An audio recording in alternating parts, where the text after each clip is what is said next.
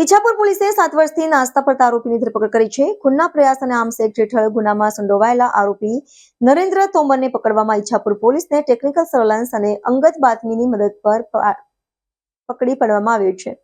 સુરતના ઈચ્છાપુર પોલીસ સ્ટેશનની ટીમે એક મોટી સફળતા હાંસલ કરી છે.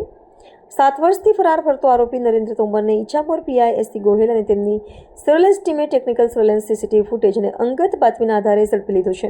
આરોપી નરેન્દ્ર તોમર સાથે ખૂનના પ્રયાસ અને આર્મ્સ એક્ટ હેઠળ ગંભીર ગુના નોંધાયેલા હતા.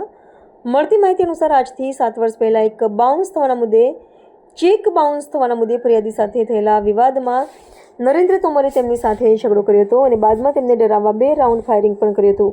આ ઘટનાથી વિસ્તારમાં ભયનો માહોલ સર્જાયો હતો. આ ઘટનાને પગલે પોલીસ એફઆઈઆર નોંધીને તપાસ હાથ ધરી હતી, પરંતુ આરોપી સતત નાસ્તો ફરતો હતો. તાજેતરમાં મળેલી ખાસ બાતમીના આધારે પોલીસે ટેકનિકલ સાધનો અને નેટવર્કનો ઉપયોગ કરીને આરોપી સુધી પહોંચવામાં સફળતા મેળવી હતી.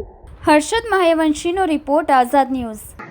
મહેરબાન પોલીસ કમિશનર શ્રી અનુપમસિંહ ગેહલોત સાહેબ, મહેરબાન અધિક પોલીસ કમિશનર શ્રી સેક્ટર 2 તથા મહેરબાન નાયબ પોલીસ કમિશનર શ્રી ઝોન 7 સાહેબનાઓની વિસ્તારમાં નાસ્તા ફરતા આરોપીઓને પકડી પાડવાની સૂચના અન્વયે અત્રેના ઈચ્છાપુર પોલીસ સ્ટેશનમાં ખૂનની કોશિશ તથા આર્મ્સ એક્ટના ગુનામાં છેલ્લા 7 વર્ષથી નાસ્તા ફરતા આરોપીને ગતરોજ પકડી પાડવામાં આવેલ છે.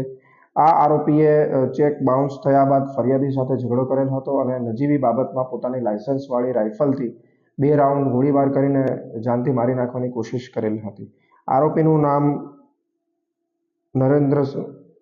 નરેન્દ્રસિંહ તોમર છે અને આ ગુનાની તપાસ કરી રહેલ ઈચ્છાપુર પીઆઈ શ્રી એસી ગોહિલ તથા તેમની ટીમે ટેકનિકલ સર્વેલન્સ તથા બાતમીદારોની મદદથી આ આરોપીને ઝડપી પાડેલ છે.